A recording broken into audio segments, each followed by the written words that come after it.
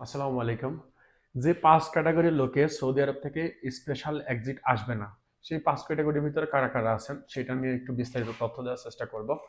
কারণ অনেকেই আছেন যে সৌদি আরব থেকে আপনার ফেরত যাওয়ার জন্য স্পেশাল এক্সিটের জন্য আবেদন করার চেষ্টা করেন বা করতে চান। কিন্তু পরবর্তীতে দেখা যাচ্ছে যে অনেকের এক্সিট আসে না। যদি আপনি এই ৫ ক্যাটাগরির লোক হয়ে থাকেন, সেক্ষেত্রে আপনার স্পেশাল এক্সিট আসবে না। অন্য কোনো তরিকায় আপনাকে দেশে ফেরত যাইতে হবে। তার ভিতরে হচ্ছে যদি আপনার দেখা যাচ্ছে যে মক্তব আমিলের ওয়েবসাইটের ভিতরে যদি হচ্ছে যে আপনার ডাটাবেজের ভিতরে যদি আপনার কোনো তথ্য মিসিং থাকে বা তথ্য না থাকে, সেই ক্ষেত্রে কিন্তু আপনার আবেদন করলে পরেও হচ্ছে যে সাবজেক্ট নাম্বার বের হয় না বা দেখা যাচ্ছে যে স্পেশাল এক্সিট হয় না। তো নাম্বার একে যে সমস্যাটা আছে সেটা হচ্ছে যদি মালগি সিস্টেম বা ক্যান্সেল করে আপনার প্রোফাইল আপনার ইকামা করে, সেই ক্ষেত্রে আপনার স্পেশাল এক্সিট হবে না। মালগি সিস্টেমটা কি? মালগি সিস্টেম হচ্ছে যে দেখা যাচ্ছে প্রোফাইল ইকামা করার সময় আপনাকে হচ্ছে যে ভিসাটা ক্যান্সেল করে ইকামা করছে, হয়তো ১ বছরের ইকামা বানাইছে, সে তার সিস্টেম থেকে মালগি দিয়ে আপনার হচ্ছে ইকামাটা তৈরি করছে। মালগির উপরে আমার ডেডিকেটেড ভিডিও আছে, চাইলে পরে আমার চ্যানেল থেকে দেখে নিতে পারেন। এই মালগি সিস্টেমে বা ক্যান্সেল করে যদি আপনার ইকামা করে থাকে, সেক্ষেত্রে যদি আপনি এম্বাসিতে স্পেশাল এক্সিটের আবেদন করেন বা চেষ্টা করেন, সেক্ষেত্রে আপনার স্পেশাল এক্সিট আসবে না। দ্বিতীয় যেটা আছে সেটা হচ্ছে যদি আপনার ওয়ার্ক পারমিট ভ্যালিড থাকে, যদি আপনার এই ওয়ার্ক পারমিট ভ্যালিড থাকে, সেক্ষেত্রে আপনি যদি স্পেশাল এক্সিটের আবেদন করেন, সেক্ষেত্রে আপনার স্পেশাল এক্সিটটা আসবে না। এর যেটা কারণটা হচ্ছে দেখা যাচ্ছে আপনার ইকামা এক্সপায়ার হয়ে গেছে, এখন আপনার হচ্ছে যে ওয়ার্ক পারমিটটা ভ্যালিড আছে। এখন আপনি ওয়ার্ক পারমিটটা চেক করবেন কিভাবে যে আপনার ওয়ার্ক পারমিট ভ্যালিড আছে কিনা?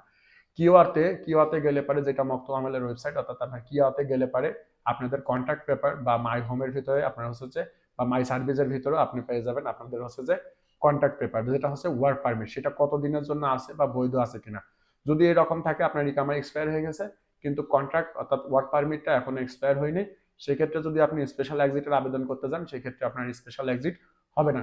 এরপর এই জন্য হচ্ছে যে আপনাকে কি করতে হবে? অপেক্ষা করতে হবে। অর্থাৎ আপনার ইকামা যেহেতু এক্সপায়ার হয়ে গেছে, যদি আপনি দেশে যাইতে চান, তাহলে আপনাকে অপেক্ষা করতে হবে। এটার হচ্ছে যে ওয়ার্ক পারমিটটা এক্সপায়ার হওয়া পর্যন্ত আপনাকে অপেক্ষা করতে হবে।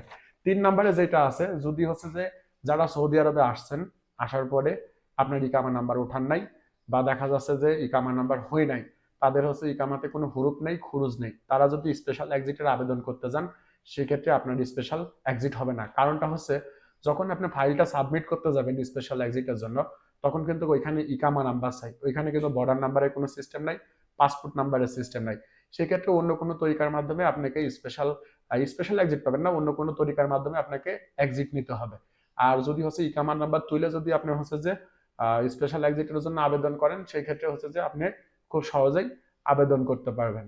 ৪ নাম্বার যেটা, সেটা হচ্ছে যে যারা টেম্পোরারি ওয়ার্ক ভিসাতে সৌদি আরবে আসছেন, টেম্পোরারি ওয়ার্ক ভিসাটা কি এটার উপরে আমি একটা ডেডিকেটেড ভিডিও তৈরি করব, যে টেম্পোরারি ওয়ার্ক ভিসাটা কি। বা সৌদি আরবে কিন্তু একটা সময় বাংলাদেশ থেকে অনেক অসংখ্য অসংখ্য মানুষ আসছে টেম্পোরারি ওয়ার্ক ভিসার উপরে। এই টেম্পোরারি ওয়ার্ক ভিসাতে যারা আসছেন, এই ভিসাটা মেয়াদ হয়ে থাকে সর্বোচ্চ ১ বছর পর্যন্ত। ১ বছর পরে এই ভিসাটা ক্যান্সেল হয়ে যায়, এটা রেনু করা যায় না, কোনো কিছু করাও যায় না। এই টেম্পোরারি ভিসাতে ৩ মাস পর পর রেনু হয়, ৩ বার রেনু হওয়ার পরে এটা শেষ হয়ে যায়। অর্থাৎ ১ বছরের ভিতরে সৌদি আরব থেকে ত্যাগ করে আপনাকে চলে যেতে হবে। সৌদি আরবে অনেক আগে থেকে এই ভিসাটা চালু করছে, টেম্পোরারি ওয়ার্ক ভিসা, এবং এই ভিসাতে অনেক প্রবাসী আসছে এবং অনেক মানুষ আসছে।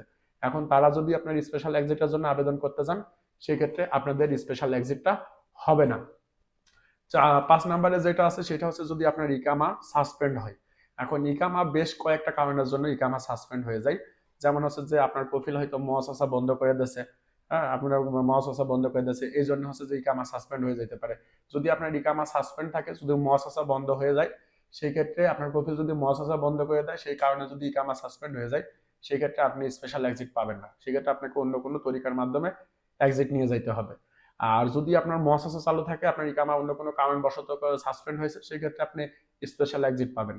আশা করি ভিডিওটা বুঝতে পারছেন যে কোন ৫ ধরনের ব্যক্তিরা স্পেশাল এক্সিটের আবেদন করতে পারবেন না বা যদি দৌড়াদৌড়ি করেন সেক্ষেত্রে লাভ হবে না।